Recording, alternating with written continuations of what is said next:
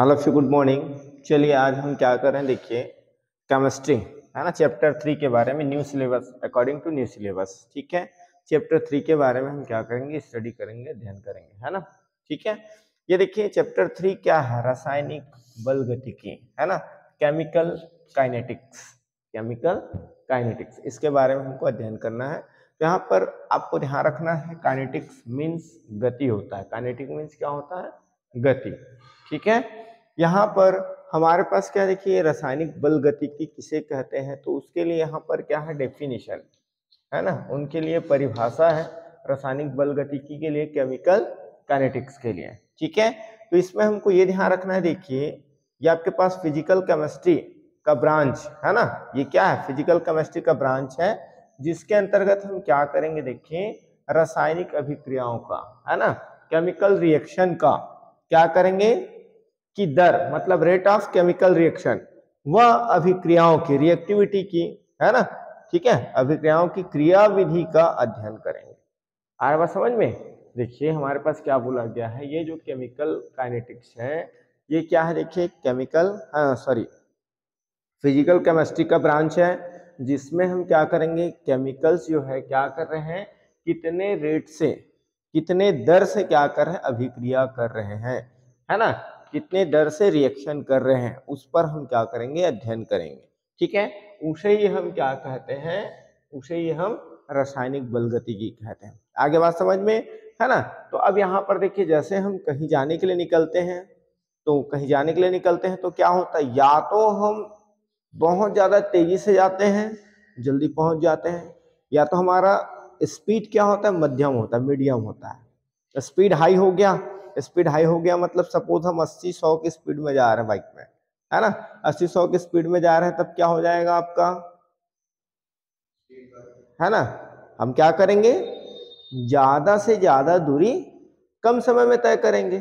ठीक है, और उसी को हम 50-60 में जा रहे हैं, तब क्या हो जाएगा, समय और बढ़ जाएगा, वही है ना, उसी दूरी को ही हमको तय करना है। अब मान लो हम 30-40 की स्पीड में जा रहे हैं, तो समय और ज्यादा लगेगा, और स्पीड कम करोगे और ज्यादा समय लगेगा। आ रहा बात समझ में। ठीक है, तो हम किसके बारे में बात कर रहे हैं, रेट के बारे में बात कर रहे हैं। तो अभी मैंने एग्जांपल क्या दिया, डिस्टेंस का दिया, डिस्टेंस और स्पीड।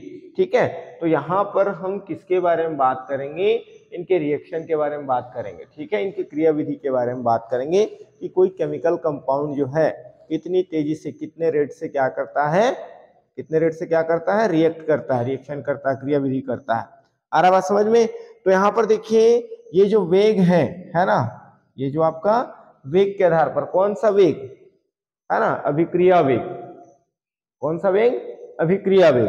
तो अभिक्रिया वेग के आधार पर हम क्या करेंगे, देखिए ये जो आपका रासायनिक बल गतिकी है, या ये जो अभिक्रिया है ना, उसको हम 3 पार्ट्स में डिवाइड करते हैं, 3 पार्ट्स में डिवाइड करते हैं।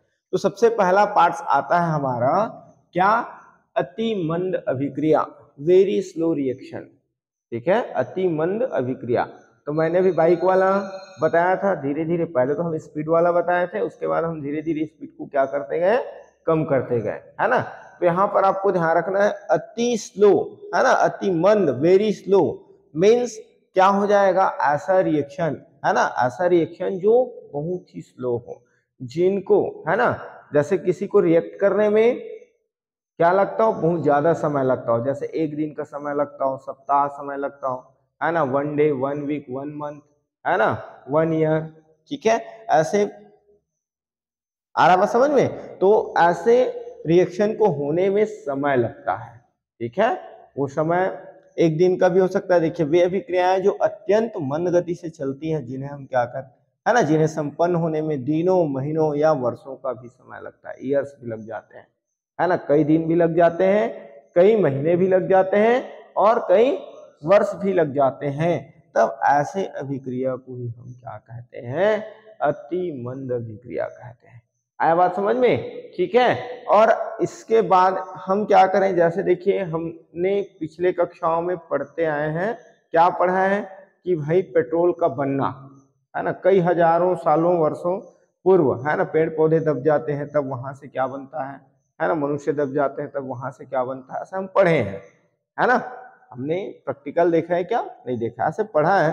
तो वहां पर हमने जो पढ़ा है उसको हम बोल सकते हैं कि वो कई हजार वर्षों तक रहता है, इसलिए वो क्या रहेगा, मंद अभिक्रिया रहेगा। ठीक है, भूगर्भ से कोयले व पेट्रोलियम की, है ना, पेट्रोलियम का बनना। ठीक है, अब लोहे में जंग लगना ये देखते हैं हम, तो लोहे में एकदम से लग जाता है क्या जंग, नहीं लगता, ये भी धीरे धीरे होता है। ठीक है ना, कई दिन, कई महीने, कई सप्ताह लगते हैं, लगते कि नहीं लगते हैं, है ना। तो यहाँ पर देखिए कोरोजन जो होता है ये भी आपका क्या है, वेरी स्लो रिएक्शन है। इतनी बातें है समझ में। चलिए नोट कर लीजिए।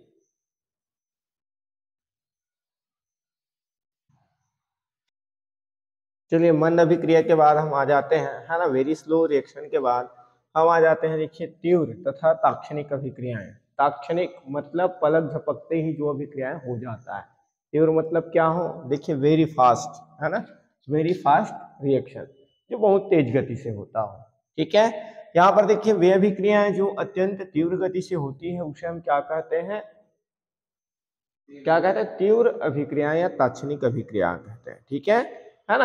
यहाँ पर देखिए जैसे सिल्वर नाइट्रेट है और सोडियम क्लोराइड है, जब हम क्या करते हैं, सिल्वर नाइट्रेट और सोडियम क्लोराइड को क्या करते हैं, आपस में रिएक्ट कराते हैं। ठीक है, तब यहाँ पर क्या हो जाता है, देखिए सिल्वर नाइट्रेट और सोडियम क्लोराइड आपस में रिएक्ट करके ये देखिए सिल्वर क्लोराइड का सफेद अवक्षेप देते हैं, और यहाँ पर क्या होता है, सोडियम नाइट्रेट बनता है, ध्यान रखेंगे, है ना। तो ये जो अभिक्रिया है वो तेजी से होता है। ठीक है ना। ये कितनी तेजी से होता है, देखिए आप समझ सकते हैं कि 10 की घात -14, है ना, 10 to the power -14 to 10 to the power -12, है ना, सेकंड, मतलब बहुत ही तेज गति से होता है। ठीक है ना, बहुत ही तेज गति से, मतलब क्या हो जाएगा, देखिए एक सेकेंड को हम क्या करेंगे, 10 टू द पावर -14 से, है ना, क्या करेंगे, डिवाइड करेंगे 1 सेकेंड को। ठीक है, अब 1 सेकेंड हमारा पलक झपकते ही 1 सेकेंड हो जाता है, और उससे भी तेज होने वाली ये क्या है, अभिक्रिया है। ठीक है, इसलिए इसे हम क्या कहते हैं, तीव्र, वेरी फास्ट रिएक्शन कहते हैं। आगे बात समझ में। ठीक है, इसमें देखिए सेकंड एग्जांपल क्या है, देखिए बेरियम क्लोराइड है और सल्फ्यूरिक एसिड है ना। तो यहाँ पर देखिए बेरियम क्लोराइड जो है सल्फ्यूरिक एसिड के साथ रिएक्ट करके क्या बनाता है, देखिए बेरियम सल्फेट का अवक्षेप बनाता है। क्या बनाता है, बेरियम सल्फेट का अवक्षेप, और क्या बनता है, हाइड्रोक्लोरिक एसिड, है ना। और ऐसे देखिए sodium hydroxide and hydrochloric acid मिलकर के क्या बनाते हैं, सोडियम क्लोराइड बनाता है, और यहाँ से क्या होता है, जल बनता है। ठीक है, ध्यान रखेंगे, इस रिएक्शन को ध्यान रखेंगे आप, है ना, ये जो आपका इक्वेशन है इसको ध्यान रखेंगे। ठीक है, ऐसे फिर कैसे बनता है आगे क्रियाविधि में हम पढ़ेंगे इसके बारे में। ठीक है ना, जब हम क्या करेंगे, केमिकल पार्ट पढ़ेंगे, केमिकल केमिस्ट्री, है ना, रसायन विज्ञान पढ़ेंगे तब। ठीक है, अब यहाँ पर क्या हो जाएगा, देखिए थर्ड जो है सामान्य या मध्यम अभिक्रियाएं, नॉर्मल रिएक्शन। नॉर्मल रिएक्शन मतलब क्या है, जो न तो धीरे धीरे होता हो और जो न तो बहुत तेजी से होता हो, नॉर्मल। ठीक है, नॉर्मल गति से होता हो। ठीक है, तो वे अभिक्रियाएं न तो बहुत मंद गति से होती है और न ही बहुत तीव्र गति से होती है, क्या कहलाता है, क्या कहलाता है, सामान्य अभिक्रियाएं कहलाता है, ध्यान रखेंगे। ठीक है, जैसे यहाँ पर देखिए ये आपका एस्टर का हम जल अपघटन कर रहे हैं, एस्टर का जल अपघटन करने पर ये देखिए CH3COOH और क्या प्राप्त हो रहा है, मेथिल एल्कोहल, है ना, CH3OH। मतलब यहाँ से हाइड्रोजन क्या हो जा रहा है, रिमूव होकर के किनके साथ, इनके साथ, है ना, CH3CO के साथ क्या हो रहा है, ऐड हो जा रहा है, और ये CH3 यहाँ से रिमूव होकर के हाइड्रोक्सिल के साथ जुड़ जा रहा है, ध्यान रखेंगे। वैसे यहाँ पर देखिए ये आपका शर्करा का प्रतिपन है, इसको हम बोलेंगे, इसको हम क्या बोलेंगे, एस्टर का जल अपघटन। फर्स्ट वाले रिएक्शन क्या है, एस्टर का जल अपघटन। सेकेंड आपका है शर्करा का प्रतिपन। ठीक है, शर्करा का प्रतिपन। तो यहाँ पर देखिए ये शर्करा का फार्मूला है। ठीक है, शर्करा का फार्मूला है, इसको हम क्या कर रहे हैं, देखिए जल के साथ रिएक्ट करा रहे हैं, तो आपके पास क्या बन रहा है, ग्लूकोज और फ्रक्टोज। ठीक है, क्या बन रहा है, ग्लूकोज और फ्रक्टोज। ठीक है, तो ये क्या है, मध्यम अभिक्रिया, ना तो तेज गति से होता है और ना ही मंद गति से होता है। ठीक है, चलिए नोट करेंगे।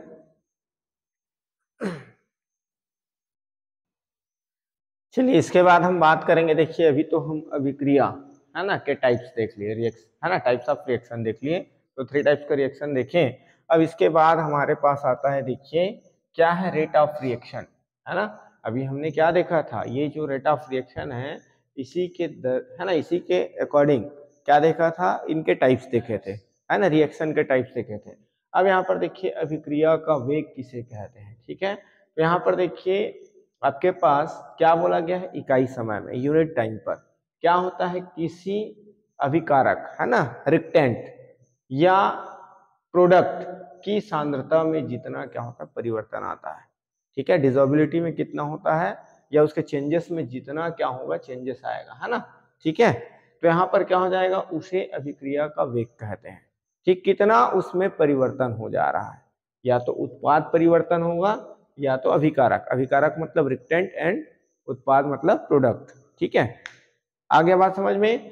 अब यहाँ पर देखिए तो सांद्रता में जितना परिवर्तन हो रहा है उसे हम अभिक्रिया वेग कह रहे हैं। तो माना किसी अभिक्रिया में अभिकारक R है, ठीक है, रिएक्टेंट क्या है, R है, कोई रिएक्शन हो रहा है उसमें रिएक्टेंट आपका क्या है, R है ना, और R का 1 मोल, ठीक है, R का 1 मोल, अभिकारक का 1 मोल क्या करता है, उत्पाद का 1 मोल बनाता है, 1 मोल बनाता है, ठीक है ना। तो यहाँ पर देखिए किससे बन रहा है, रिएक्टेंट टेंस टू प्रोडक्ट, है ना, तो अभिकारक टेंस टू क्या रहेगा, उत्पाद। अब मान लें यहां पर यदि T1 समय में, है ना, अभिकारक और उत्पाद की सांद्रताएं क्रमशः, देखिए अभिकारक का R1 है और उत्पाद का क्या है, P1, तथा T2 समय पर अभिकारक का उत्पाद कितना है, सॉरी अभिकारक कितना है, R2 है और उत्पाद का कितना है। तो यहां पर क्या करेंगे, परिवर्तन के बारे में बात करेंगे, चेंजेस के बारे में बात करेंगे, ठीक है। तो यहाँ पर क्या हो जाएगा, देखिए चेंज, जैसे हम एंथैल्पी परिवर्तन में भी लास्ट ईयर आप पढ़े होंगे, ठीक है। तो यहाँ पर डेल आर क्या है, चेंज ऑफ रिएक्टेंट, है ना, ठीक है। तो change of reactant final minus initial, ठीक है ना, अंतिम माइनस प्रारंभिक। ऐसे ही यहाँ पर देखिए डेल पी is equal to P2 minus क्या होगा, P1 एंड डेल टी टेंस टू क्या हो जाएगा आपके पास, T2 माइनस T1, अंतिम समय माइनस प्रारंभिक समय। अब देखिए कम कौन हो रहा है, जैसे फॉर एग्जांपल एकदम सिंपल उदाहरण लेके चलते हैं।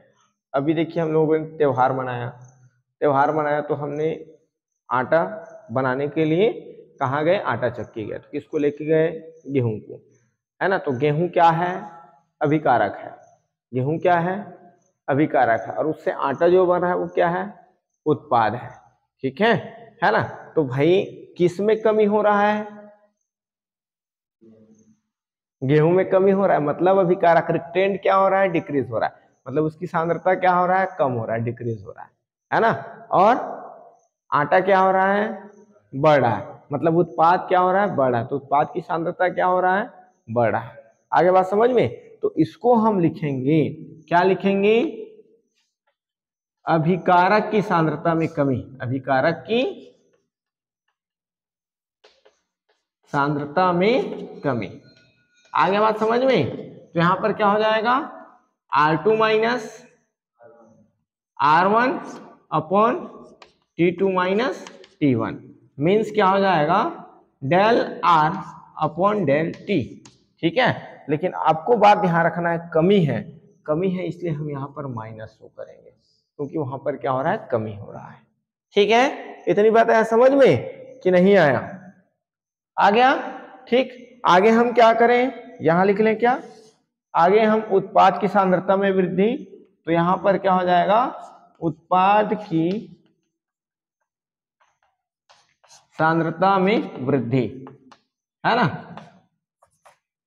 वृद्धि बराबर क्या हो जाएगा, ये आपका हो जाएगा P2 minus P1 upon T2 minus T1 is equal to, ये आपका क्या हो जाएगा, del P upon del T, ठीक है। यहां पर आपको माइनस राइट नहीं करना है, क्यों, क्योंकि इसमें क्या हो रहा है, वृद्धि हो रहा है, ये इंक्रीज हो रहा है, और जहां इंक्रीज होगा वो मतलब पॉजिटिव, है ना, और जहां डिक्रीज होगा मतलब निगेटिव। आगे बात समझ में, चलिए नोट करेंगे।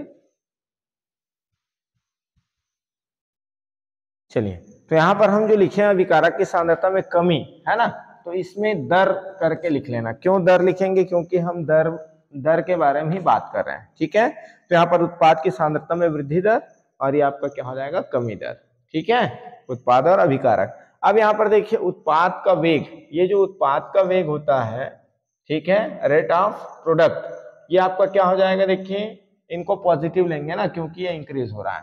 तो यहाँ पर हम लिखेंगे देखिए डेल पी अपॉन डेल टी is equal to minus del आर अपॉन डेल टी, ये उत्पाद का वेग है, ठीक है। तो यहाँ तक आपको बनाना है इसको, ठीक है।